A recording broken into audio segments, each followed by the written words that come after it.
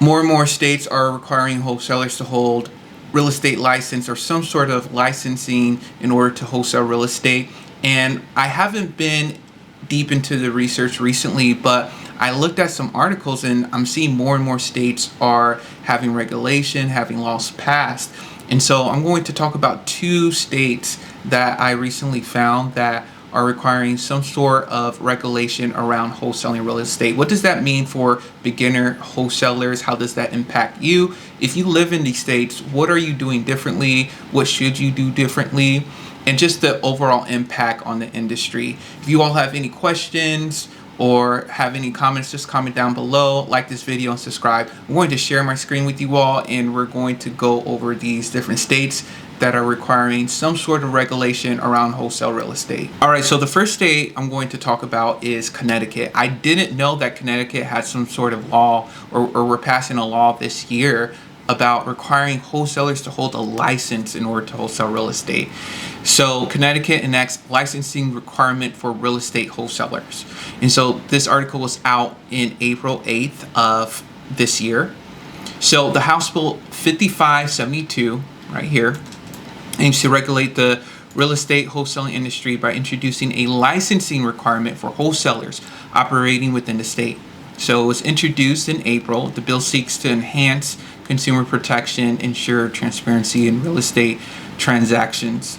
So under this new law, individuals must obtain a real estate wholesaler license from this department. The application process includes a non-refundable fee of $285 with licenses valid for 1 year and renewable under similar condition.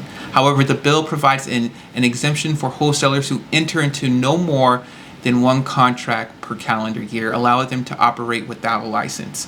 So first thing first, with this law in Connecticut, this is one of the biggest fees I've seen. With all the other regulations in other cities or states, I don't remember it being that much, $285.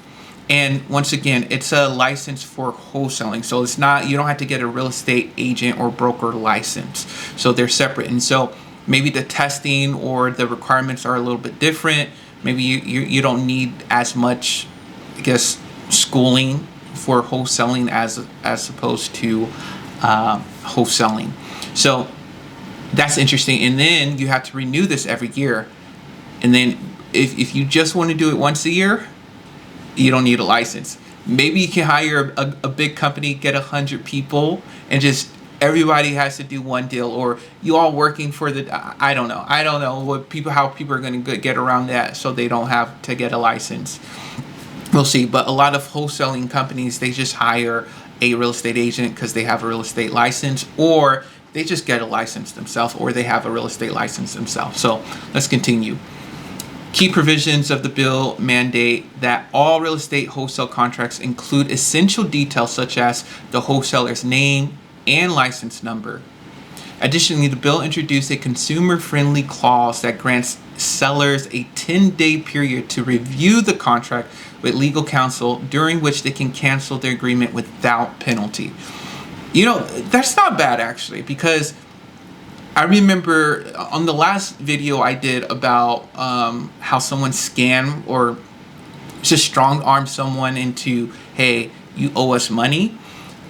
Even though, yes, the person signed under contract, but it was an elderly person. They didn't know exactly all the nuances with the legal terms with a contract, but they should.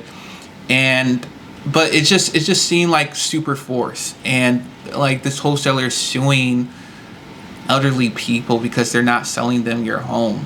And I understand that, right, because there is a lot of costs associated with it, especially if you have a big company. But one thing is that I think this is good actually to have that 10-day period so homeowners can just really think about it, go to legal counsel, go to a family friend or somebody. But you know, something that wholesalers may try to do is say, hey, you just changed your mind. You didn't actually go to legal counsel. We need a letter from your attorney saying, hey, we don't recommend you going forward with this sale. And so So a wholesaler might try to do that on somebody. But I think this is good, even for a real estate investor or wholesaler. The introduction of this law has sparked discussion among stakeholders in the real estate sector. Proponents argue that the bill will protect consumers. Proponents are usually real estate agents, brokers, because there's a lot of competition sometimes between brokers and wholesalers. Protect consumers from potential fraud, unethical practices, often associated with unregulated wholesaling. Critics, however, express concerns about the financial burden of licensing fee on small-scale wholesalers, beginner wholesalers, and the potential of bureaucratic delays in processing applications, right? A lot of red tape happening. The implication of the legislation could be significant for Connecticut's real estate market. By establishing a regulatory framework, the state aims to foster a more trustworthy environment for buyers and sellers alike.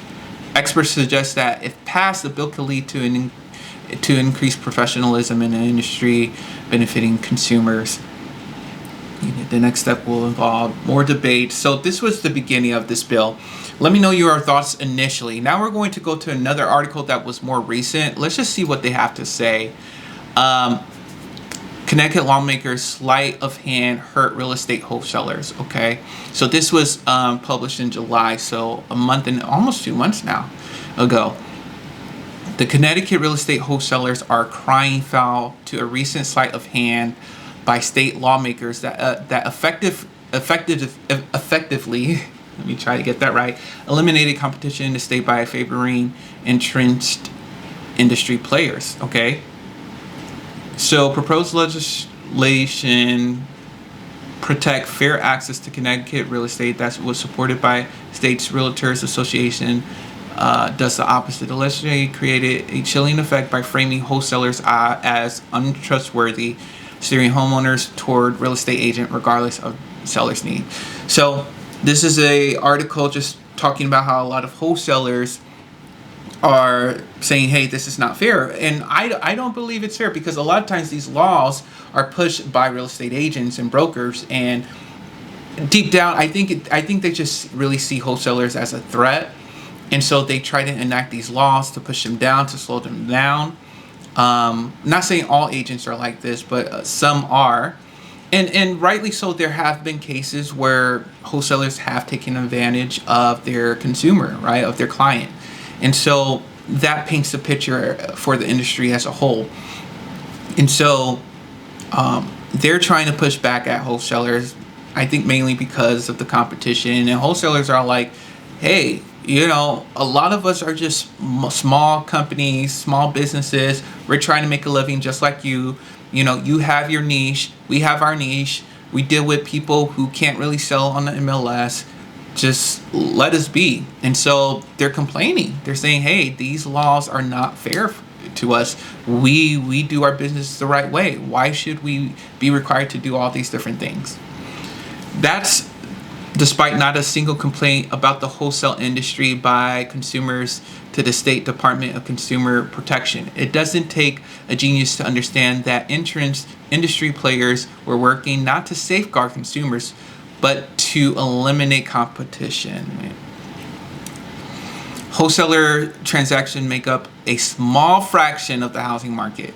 It's a small and vital segment that provides flexible solutions for distressed sellers, eliminates blight in many neighborhoods, and helps eliminate the state housing shortage by providing affordable homes. Ethical wholesalers are local entrepreneurs who provide alternative pathways for property owners. So these are fair points by this person. They're saying, hey, a lot of us are just small town entrepreneurs. We do good by our business, by our clients.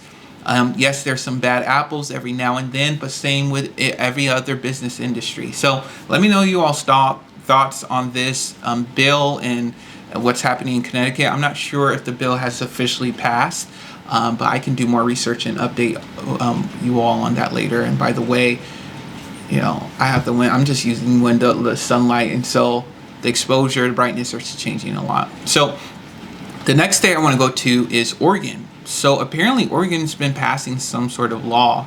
And maybe I did talk about Oregon before, but here it is. A new regulating property wholesaling is set to take effect on July 1st. So this bill, annual $300 fee.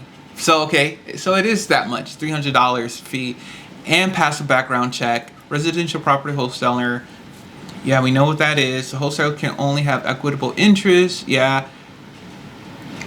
The marketer can only hold an interest and option for fewer than 90 days and have invested less than $10,000 in land development and improvement costs associated with the property. A wholesaler will rarely actually take title for the property. So it's the difference between, we know this. So Jeremy Rogers, of course, he's from the Oregon Realtors Association, said wholesale real estate has largely been unregulated until now. Okay. We understand that we're trying to get a basic level of regulation to have some consumer protection. And, I do see that point too, right? There needs to be some sort of regulation, but are there some sort of regulation with flipping houses, right? Or is there some sort of regulation with being a landlord and holding rentals? Yeah, you can't scam people, but that's true with every other business. The same with wholesaling. So I'm just trying to understand what basic regulation are they talking about. Licensed brokers or principal brokers are not required to register with the state as a wholesaler, but will still have to provide written disclosures to both the potential buyers and home sellers. So I guess agents can because agents, they wholesale sometimes.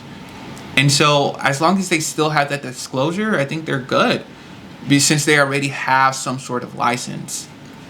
The properties are usually homes that a homeowner is looking to offload. Rogers says wholesalers typically reach out to potential sellers with a distressed property or home sellers looking to sell for cash. Okay, Scott, he's an owner, he started with wholesaling. He said that the practice of wholesaling can attract inexperienced wholesalers looking to make quick profit, and that this kind of legislation is long overdue. Someone inexperienced will put a house under contract from a seller at a price that's too high, tied up for the house for 30 to 60 days. Meanwhile, if they don't have the money to perform, they're shopping their deal around to bring a new buyer when they can't find one. They just cancel and it goes back to the seller. That leaves the seller high and dry and puts them in a lurch. Understandable. But it's just interesting that this man has started real estate with wholesaling. He was inexperienced at one point. He probably made some mistakes. But yet he's saying, hey, we need some laws. We need some regulation around this. And I do believe in regulating things, right? Like to a certain degree.